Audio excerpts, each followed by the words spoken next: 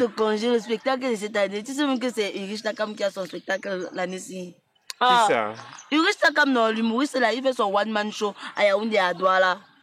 Bon, ouais. Je te jure, ça va aller vite. Et je voulais qu'on a, ça va partir, non? Oui, oui, on va partir. Voilà, tu vas donc nous acheter les billets. On part. Hein? Tu vas acheter les billets, non? Acheter. Bonjour à tous, à l'affiche aujourd'hui, Ulrich Takam, à 28 ans, le comédien et humoriste camerounais se lance à la conquête du public français avec un seul en scène. Il nous fait le plaisir de venir nous parler de Citoyen Lambda, son nouveau spectacle. Bonjour Ulrich Takam. Bonjour et c'est un plaisir d'être là. Merci beaucoup pour l'invitation. Et bienvenue. Merci. Alors Citoyen Lambda, de quoi ça parle? Citoyen Lambda, ça parle de vous, ça parle de nous, ça parle de tout le monde. On part d'un principe sur lequel aujourd'hui il y a un ensemble de choses qui me sont arrivées un peu dans ma carrière d'artiste. On a pris un peu de poids, on a pris un peu de côte, un peu plus de popularité et puis parfois il vient un moment où donné tu te dis je suis peut-être pas une seule personne, je suis un peu supérieur, mais il y a d'autres situations qui te rappellent que non, on est tous pareils. Et j'ai décidé d'en parler sur scène. Je pense que j'ai trouvé intéressant d'en parler dans le cadre de ce spectacle-là. Donc c'est inspiré de votre vie parce qu'on vous connaît pour vos web-séries parmi les plus suivies du continent qui vous ont rendu très populaire. La première avait lieu en novembre 2022 à l'Institut français de Douala. On découvre un extrait du spectacle. L'indigestion, c'est une maladie comme toutes les autres. Cessez de dire qu'on vous a empoisonné. Arrêtez ça. Petite indigestion, on m'a empoisonné, Tu ne peux pas être malade. Tu ne peux pas avoir aussi mal manger comme tout le monde. Petite indigestion, les gens ont tout aimé ma chanson, on veut me tuer. Quelle chanson? N'exagère pas. Donc, l'indigestion, c'est une maladie comme toutes les... Comme toutes les autres, c'est ça? Ouais. Donc, 2 dates en France, il y a eu Marseille et Paris ce soir. À l'Européen, salle incontournable pour tous les humoristes. Comment vous vivez ces moments-là, Ulrich? C'est énorme, c'est énorme. Je mets ça sous le prisme de la grâce divine même parce que depuis le Cameroun, on suit l'actualité. Quand tu es intéressé et passionné par l'humour, tu ne te cantonnes pas à ce qui est fait dans ton pays, à ce qui est fait dans ton continent et tu vas plus loin. L'Européen, c'est une salle que je connais peut-être à distance et donc je rêve de jouer là-bas. Aujourd'hui, que ce rêve soit possible, c'est énorme. Ça représente un grand pas dans ma carrière. Donc ce soir, je vais tout donner, je vais tout déchirer, si on va dire ça comme ça, parce que il faut que ce soit la première et une première doit être bien et doit être inoubliable en fait. Et vous avez une très belle énergie sur scène. Entre Marseille, Douala, l'Allemagne, vous êtes aussi allé en tournée. Est-ce que le public rit des mêmes situations? Je me posais la question. Ou est-ce que les réactions peuvent être différentes? Oui, ça varie beaucoup. Ça varie beaucoup parce que ça dépend du niveau d'implication par la réalité qui est abordé. Donc, il y a certains aspects où il y a certains publics qui ne comprennent pas. Il y a des moments donnés du spectacle où il y a certaines expressions, entre parenthèses, que je suis obligé d'expliquer. Par exemple, lorsque je te dis dans le spectacle, la seule race de chiens que moi je connaissais, c'était l'Onkwanjan. L'Onkwanjan n'est pas forcément quelque chose qui claque directement ici en Europe, mais au Cameroun, l'expression Kwanjan. Parce que le Nkwanjan, et c'est à ce moment-là que je dois expliquer que le Nkwanjan, c'est le véritable animal de compagnie. C'est ce chien-là qui mange tout à la maison, qui mange tout sauf les repas dans lesquels il y a la viande en réalité. Et donc, ça résonne directement chez le Camerounais, ça résonne de façon générale chez l'Africain, mais il faut créer d'autres métaphores dans le spectacle pour que l'Européen, le Français ou alors l'Allemand, ou peut-être le gars qui est resté un peu plus longtemps dans la diaspora, puisse comprendre un certain nombre de choses. Mais on s'adapte, c'est très challengeant. Et c'est très intéressant aussi pour moi artiste, qui ai un peu une volonté de rendre le plus universel possible mon art, qui est une volonté de conquérir le maximum de personnes. C'est un gros challenge et je prends plaisir à challenger en fait. C'est ce qui vous tient à cœur avec ce spectacle. Est-ce que vous vous rappelez du premier épisode de la web-série qui vous a lancé les délires de Takam? Oui, je m'en souviens. Je pense qu'on était assis à Tchon. C'était dans la ville de Tchon. On en regarde un extrait tout de suite. Moi, je t'ai vu au loin. Tu avais l'air belle. Quand il me rapproche, je me suis rendu compte que tu as tout l'air belle. Du coup, j'ai dit, il faut que je saisisse mon opportunité. Et je te donne aussi une opportunité d'être avec moi.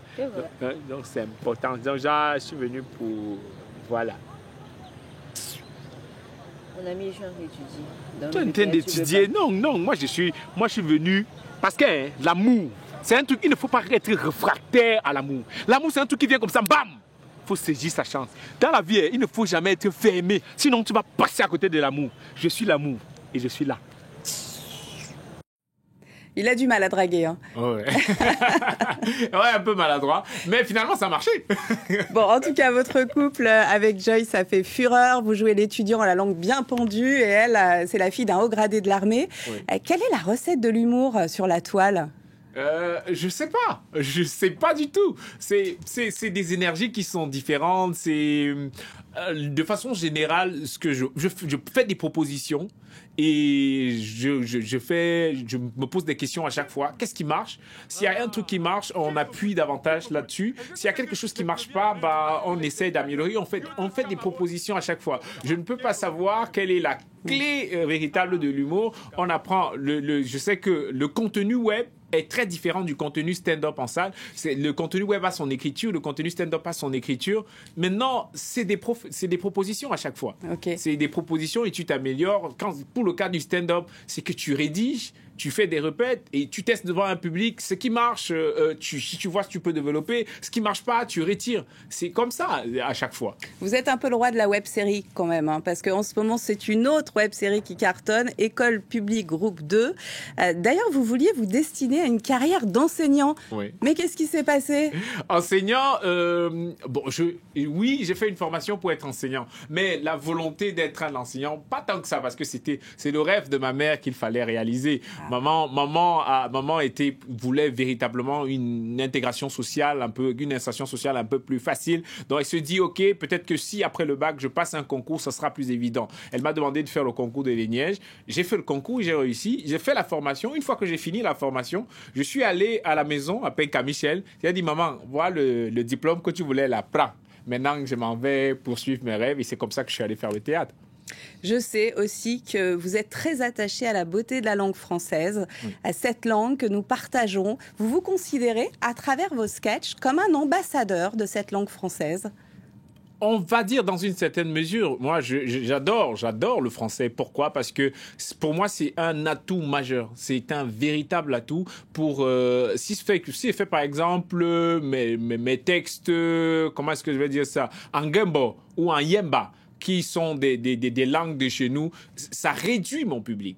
Ça réduit le nombre de personnes que je peux toucher. Si je m'exprime en français, je ne touche pas seulement les Camerounais, je touche je ne touche pas seulement l'Afrique francophone, mais je touche carrément le monde francophone. Donc j'adore le français parce que c'est un atout. C'est un véritable atout et je l'utilise et à chaque fois, je cherche le maximum. Je cherche, par exemple, j'ai joué un peu dans des comédie clubs ici en France. Il y a des expressions au Cameroun, l'expression prester. Prester, ça sonne, ça claque. Mais certains collègues humoristes français m'ont dit, change dans ton texte, vas-y.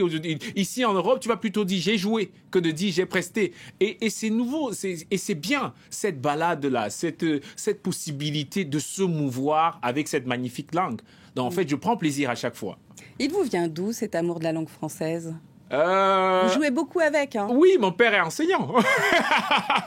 Mon père, bon, il est retraité aujourd'hui. Mon père est un instituteur. Okay. Donc, je pense que peut-être il me l'a transmis, cet amour de la langue, parce qu'il aime beaucoup la langue française aussi. C'est une histoire de famille. Oui. On aime demander leur coup de cœur culturel à nos invités dans cette émission. Oui. Le vôtre va à une slameuse. Elle s'appelle Lidol. Elle est camerounaise comme vous. Et vous avez fondé un festival ensemble, Slam Up. Oui. Alors, dites-moi en plus.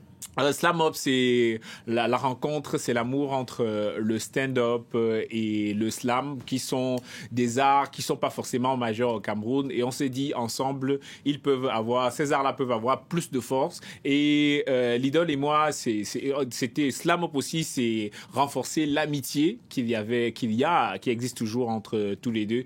Et l'idole, je suis fan aussi parce que je suis fan pas seulement de l'artiste mais aussi de la personne, parce que c'est une battante, c'est une self-made woman qui travaille au quotidien pour davantage, qui explore des choses et qui est d'ailleurs sur scène demain aussi ici en France. Quelle est la suite pour vous rapidement, Ulrich? Rapidement, on va continuer une fois on boucle ce soir à l'Européen pour la tournée en Europe. On va continuer à jouer le spectacle le 27, le 28 et le 29 octobre. On sera à Abidjan pour le même spectacle. Et puis en novembre, le 10 novembre, on sera à Douala pour ce spectacle et le 17 novembre, on sera à Yaoundé pour le même spectacle. Super, bonne continuation. Ulrich Takam, merci encore. Bonne chance. Merci beaucoup. Soir. Merci pour l'invite et c'est un plaisir d'être là.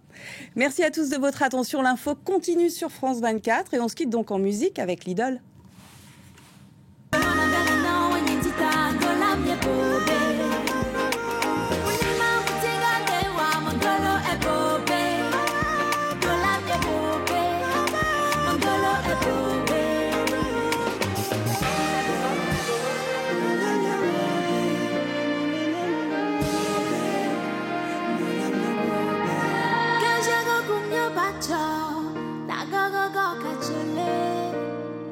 Oh chérie, pour toi je vais tout donner.